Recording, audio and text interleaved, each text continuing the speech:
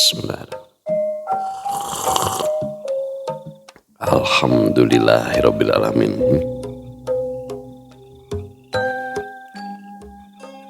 Assalamualaikum warahmatullahi wabarakatuh. Sampurasun wargi dulur baraya sadayana tepang dangdui sareng simkuring Mang Yan Kidemang Gunung Halu ti Geningan anu kasep sa Jawa Barat ceuk mah eta oge nya dina acara anu maneh nyaeta dongeng Sunda. Dongeng zaman kiwari ala kiwari anu nyarioskeun lalakon kahirupan mangsa bihari atanapi kabaheulaan. Kumaha dararamang pala wargi sadayana atuh mugi aya dina ginanjar kawilujengan rahayu berkah salamet amin ya Allah ya rabbal alamin. Dina waktu ieu simkuring sejeneraskeun hanca nu katunda dina pedaran dongeng anu judulna Saninten Mas bagian anu ka-44 nya karya Kang Rompis Kang Yepi Cahyadi anu pangkasepna sa RW. Kumaha salajengna ilalakon Saninten Mas teh mustika nya mustika ti alam jin gitu. Di mana anu ngagem eta mustika teh bakal nguasai alam jin cenah nya eta teh dina dongeng nama kitu. Ulah kemana-mana tetap manco di channel YouTube-na Dongeng Sunda Mang Ian. Namun satacana dilajeng kade ulah hilap nu tacan subscribe kana YouTube-na Dongeng Sunda Mang Ian mangga di subscribe heula supados tiasa kenging notifikasi kanggo setiap jejer carita nu salajengna oge nu sanesna. Anu parantos subscribe simkuring ngahaturkeun ibu nuhun laksa ketika bingahan atuh mugi asing tiasa janten rencang nu ngahiburnya kepala wargi sadayana kanggo ibu-ibu bari masak nyeusuh gegerohna nya bari ngarumpina jeung ibu-ibu ngobrolkeun di ibu-ibu oge bapak-bapana bari nyikopai udud samsai ngabaheuhai siapkeun cikopina nya. Oge di padamelanana di tempat konveksi bari ngajait motong ngobrasna di tempat bangunan ya. Di tempat cukur asgar di perjalanan di pasar di pabrik di kantor pokona makum kadulu-dulu nu aya di umur baraya nu aya di kota oge di pangumbaraan nya. Margi teu sakedik wargi-wargi urang nu aya di luar daerah bahkan di luar negeri nya sok mararanco dina dongeng Sunda Mang Ian teh rencang damel cenah nya landong katineung ka lemur. Oge ulah hilap di like di komen ya pokona mah nu teu komen burut. Sareng salah sawios bentuk apresiasi dina dongeng simkuring na YouTube nyaeta ulah di skip iklan ada bageurnya upami teu skip iklanna sami sareng nyawer tadi. Sareng kumargi simkuring madang dongengna sanes dina radio nya ieu mah etang-etang ngamumule seni budaya basa Sunda di zaman kiwari khusus dina widang dongeng Sunda tasa umpamina ngaros kahibur ku pedaran dongeng simkuring terasa hoyong apresiasi kanggo simkuring oge pengarangna tiasa kana nomor dana eta atawa nomor rekening sabaraha we saikhlasna. Supados teu nyangkolong ting kana waktos hayu urang sami-sami ngalajengkeun ieu lalakon Saninten Mas bagian anu ka-44 nya. Mangga kaparayun sadayana wilujeng ngadangukeun prung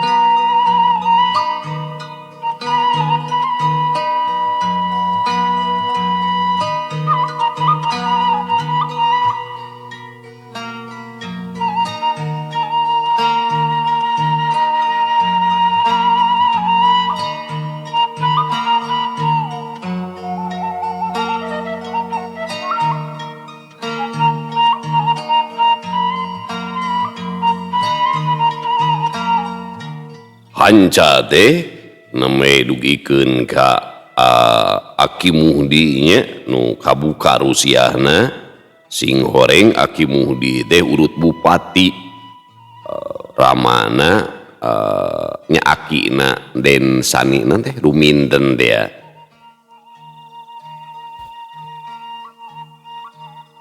Pok bae Aki Muhdi ngawakca.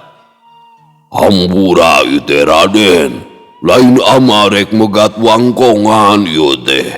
Ama teh boga hiji perkara anu kacida pentingna. Oh maksud ama teh rek diguar ti ayeuna keneh ngarah teu jadi angeun-angeun. Ama rek ngungsi lalakon bihari, ngarah jongjon teu loba pamikir deui. Oh kacida we amun teu nyawer sakitu geus monyong-monyong ieu teh ngadongeng teh nya. Teu fokus.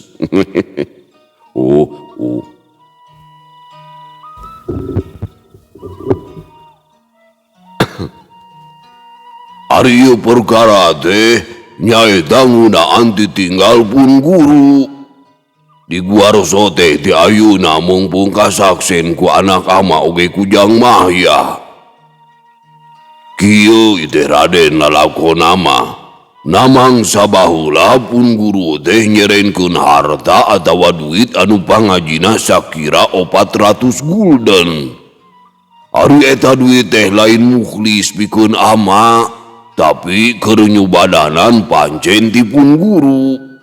Saur pun guru lamun anjeun atawa murid anjeun bisa nyusu deui ka jalma anu miboga elmu rahayuning urip sarta bisa ngabendengna atawa mampu ngayunan kana eta pangawasa, kop bae eta duit teh jadi milik anjeun. Atawa bikeun ka jalma anu bisa ngabendeng kana elmu rahayuning urip. Tah kusabab Jang Mahya geus bisa nyubadanan pancen ti pun guru, eta duit teh ku ama rek dipasrahkeun ka Jang Mahya. Cuk tadi teh di Guarso teh ngarah Balungbang Timur taya gantar kakaitan deui, sarta aya jalma sekjen anu nyaksian.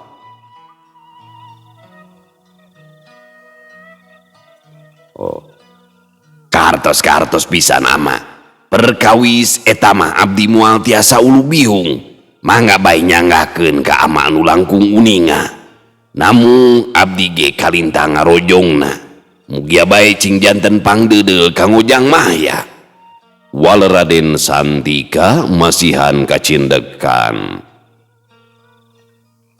Syukur Raden, lainna naon, bisi bae salah harti atawa salah sangka. Lamun eta teh harta ama. Tengalulungit ari harta mah boga ladang ama puluhan tahun ngalalahna. Ke bae badami jeung lancuk hidup suntara. Katut biang hidup lamun geus araya di dieu. Pokna Aki Muhdi deui ngajentrekeun. Mangga ama. Ke Jang Mahya, geus diitung kabeh pikeun waragadna can. Ngarah kula nyadiakeun duit nanti ayeuna keneh. Saur Raden Santika socana neuteup ka Mahya. Parantos juragan, mangga bae diuning heula. Pokna Mahya bari mikeun catetan ka Raden Santika.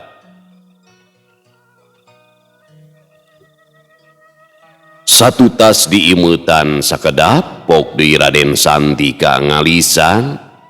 Waragad bakal dileuwihan ku kula. Bisi bae Jang Mahya aya kaperluan sejena. Ke daguan sakedeungnya.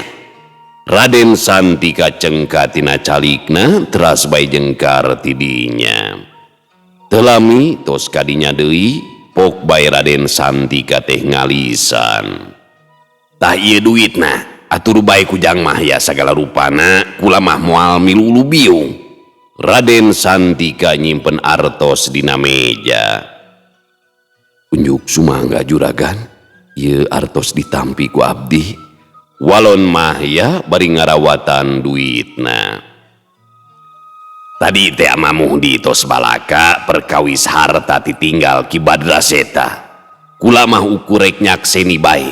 Sabab eta mah urusan ama Muhdi jeung Jang Mahya. Sok bae kadinya rengsekeun sareng ama Muhdi, sangkan pada regreg. Mangga juragan, tadi ge abdi tos ngadangu cariosan Aki Muhdi, sadayana kahartos pisan ku abdi. Namung kanggo saheulaan mah eta artos teh nitip bae di juragan. Sanes nanaon abdi hoyong memeres heula para balad siluman sareng gegedugna si Durgala. Saumpamina tos rengse mah emutan abdi janglar moal ngaranca bangcus cos ka ditu ka dieu panginten. Kitu rupina mah juragan supados regreg kasadayana. Walon mah ya ngebrehkeun pamadeganana pok bae akimuh di nyarita. Kaharti ku aki jang mahya. Arigus aya lisan di jenis nama aki teh ngarasa regreg. Sabab kangaranan amanat mapan kacida buratna apanan. Jadi duitipun guru sahula anan mah ku aki rek dipasrahkeun bae ka anak aki. Osok ayeuna mah jang mahya cing jongjon bae dina engguning nu badanan sakabeh pancen. Atur nuhun Ki, mugia bae abdi saenggalna cing tiasa memeres ieu pasualan. Walon mah ya bari rengku. Satuluina mah sarere aluprek ngawarangkong.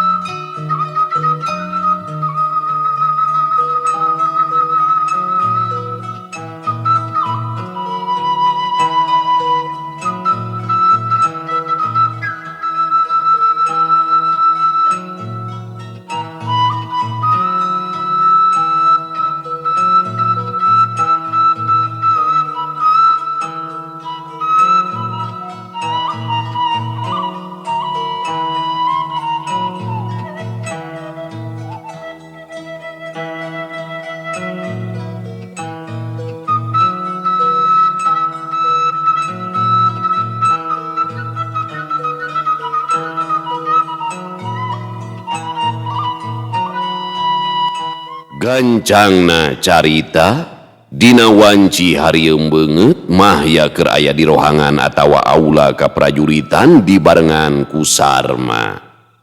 Didinya ge aya para punggawa katut baladna Mang Onyon anu rek ditibanan pangawasa ku Mahya. Pok bae Mahya ngawakca.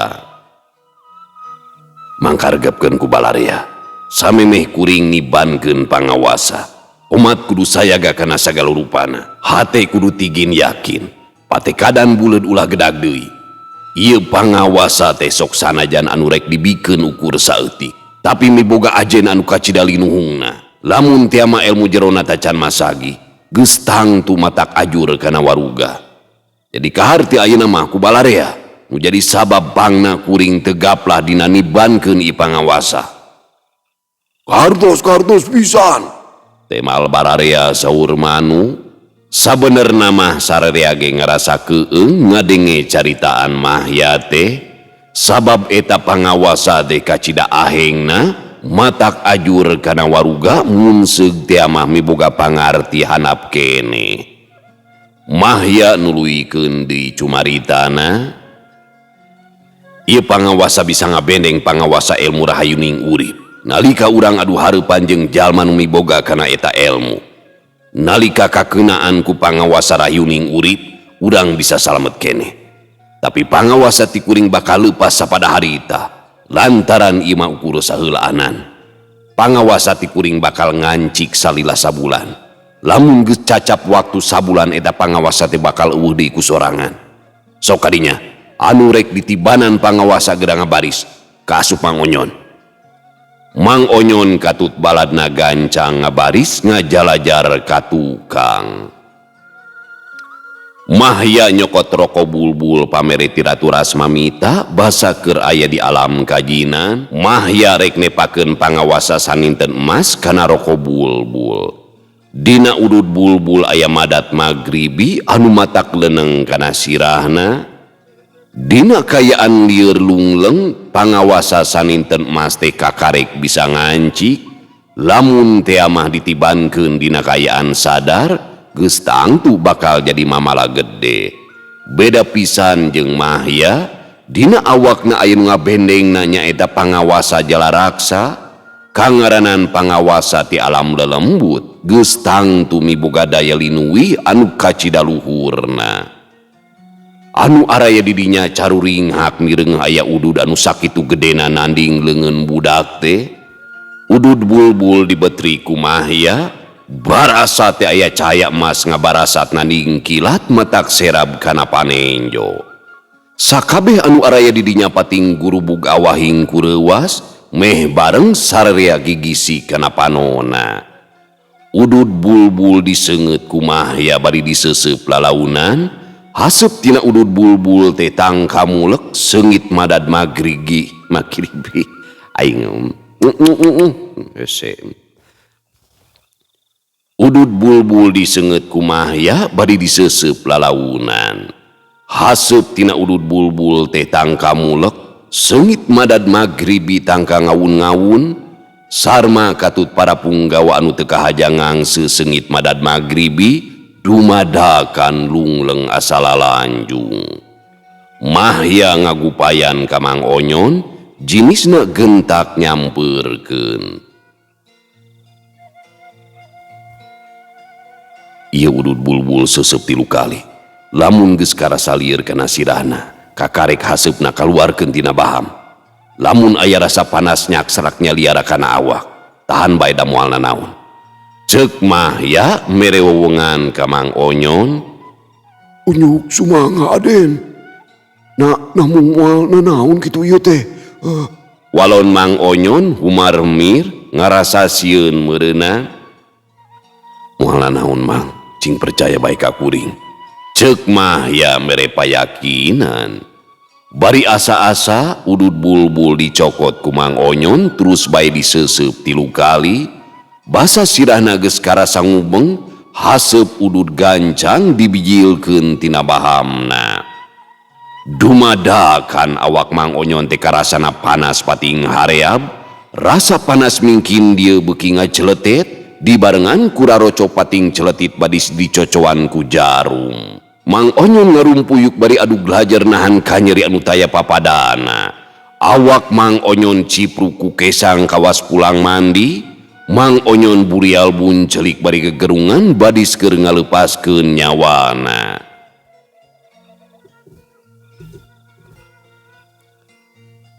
Sakabeh anu nyaksian kana eta kajadian pating purungkut awahing ku sieun. Teu lila di antarana Mang Onyon teu kadenge deui gegerungan, inyana ukur ngalempreh kapiuhan. Sakabeh baladna Mang Onyon beungeutna sarepa atuh, awakna ngadareg-deg bakating ku soak.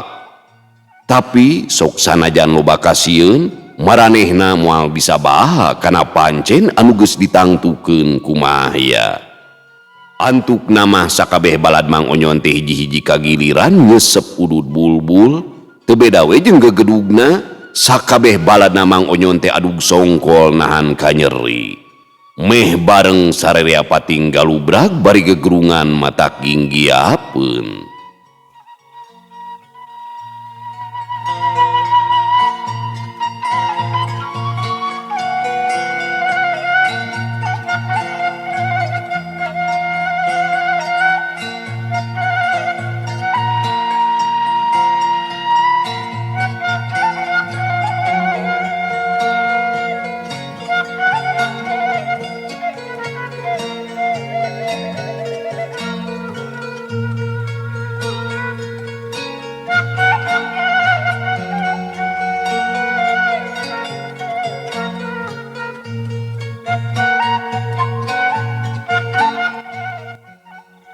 Heuleut sawatara waktu, Mang Onyon katut para baladna geus areling deui, sarerea ukur wasa dariuk teu kawawa pikeun nangtung.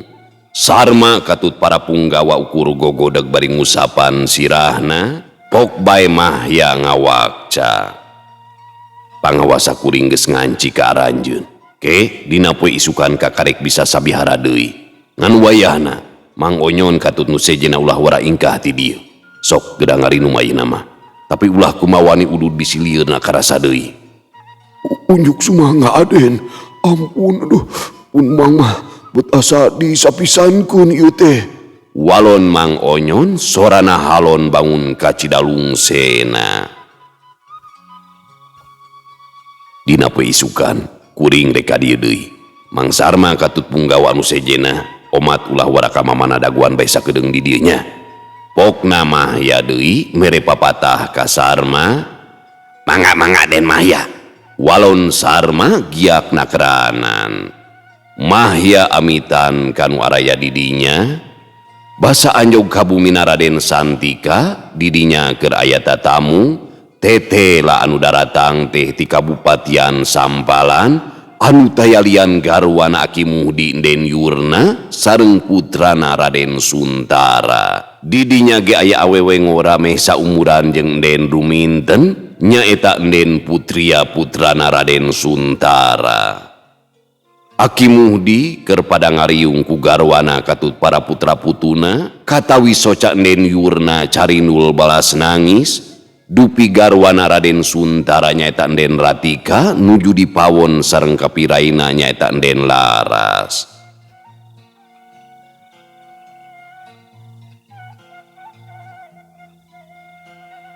Kabeneran Jang Mahya geus datang. Kadieu Jang Mahya urang ngariung. Pokna Aki Muhdi ngagupayan ka Mahya. Mahya gasik nyampeurkeun bari sungsong ngunjungan kanu araya didinya. Pok deui Aki Muhdi ngawakca. Tah ieu Jang Mahya teh murid Aki anu tadi geus dicaritakeun. Jang Mahya, ieu bojo Aki sarta budak Aki anu panggedena. Leungeun Aki Muhdi nuduhkeun ka Den Yurna katut ka Raden Suntara. Haturan Den Sepuh oge ka Raden Ageng wilujeng tepang, ceuk Mahya bari rengku.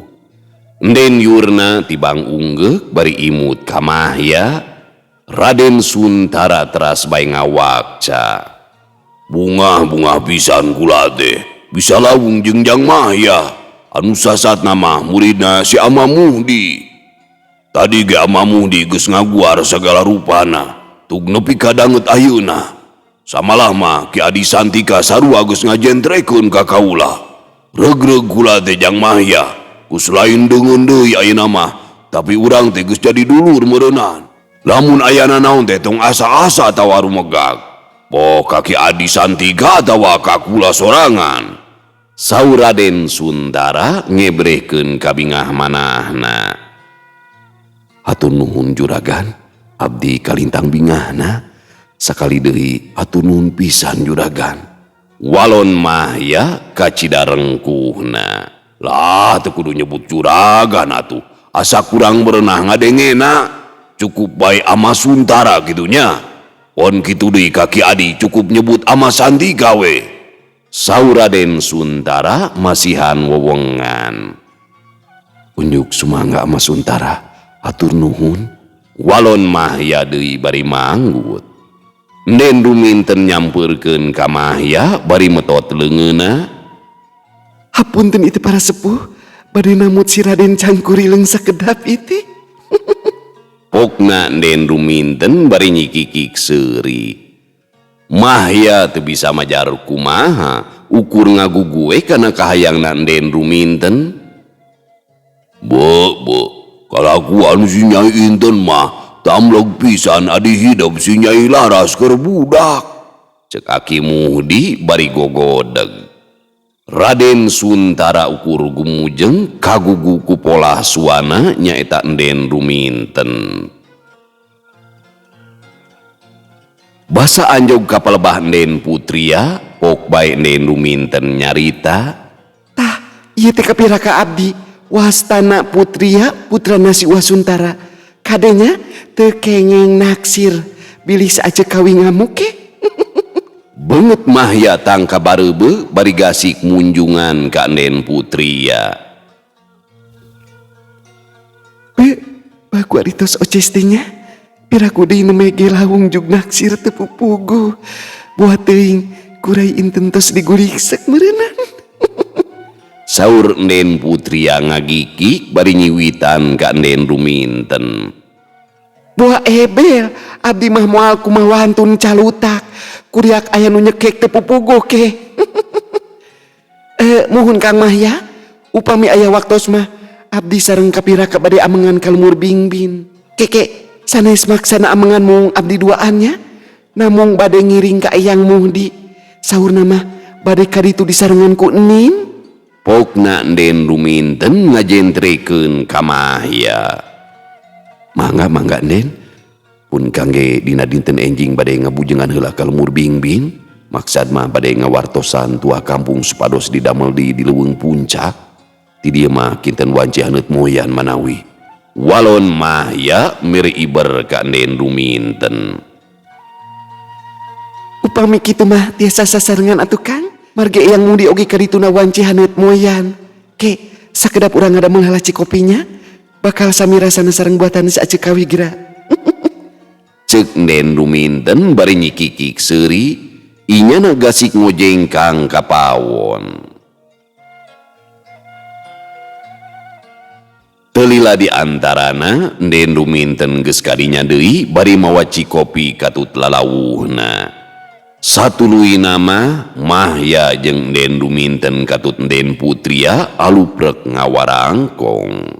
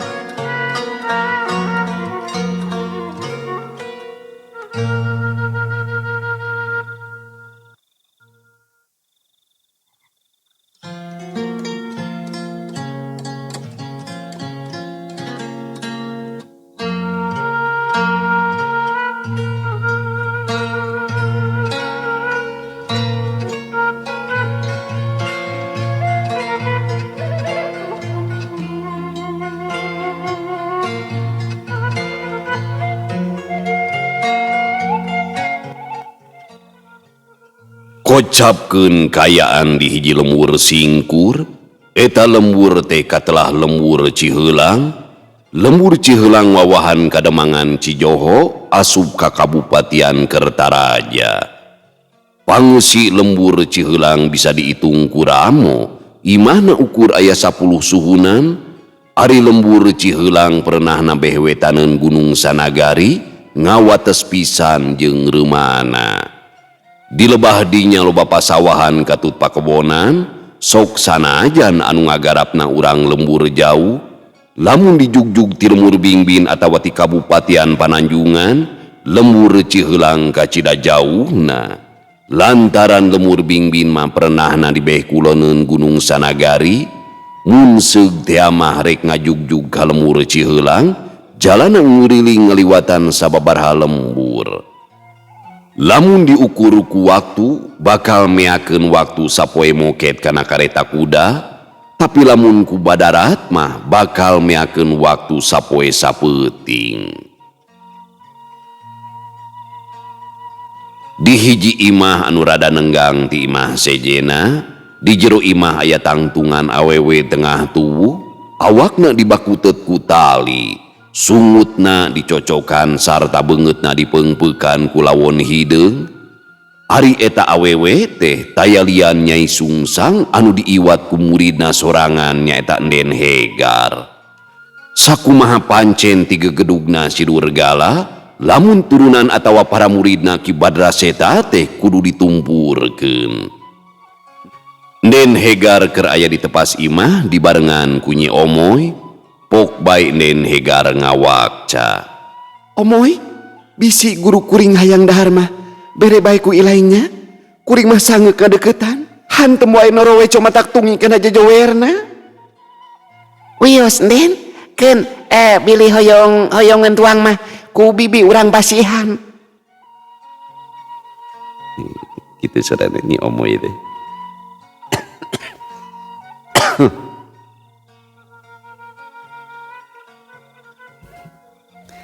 Oke, nu lancar mah dina YouTube dongeng Sunamang Ian ya. Jejuwir.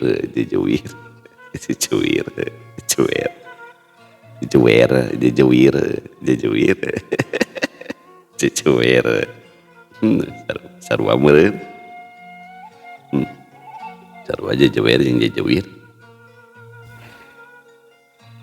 Wios Den, keun bilih hoyongan tuang mah ku bibi urang pasihan.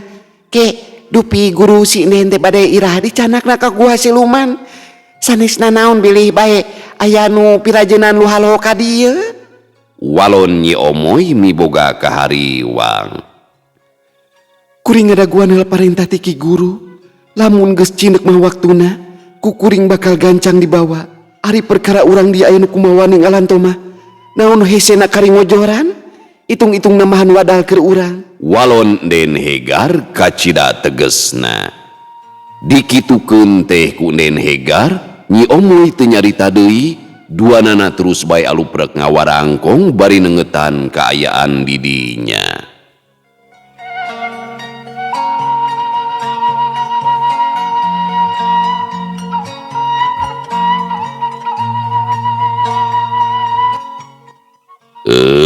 Pamiarsa sadayana, waktosna geuningan parantos teu nyekapan deui ya.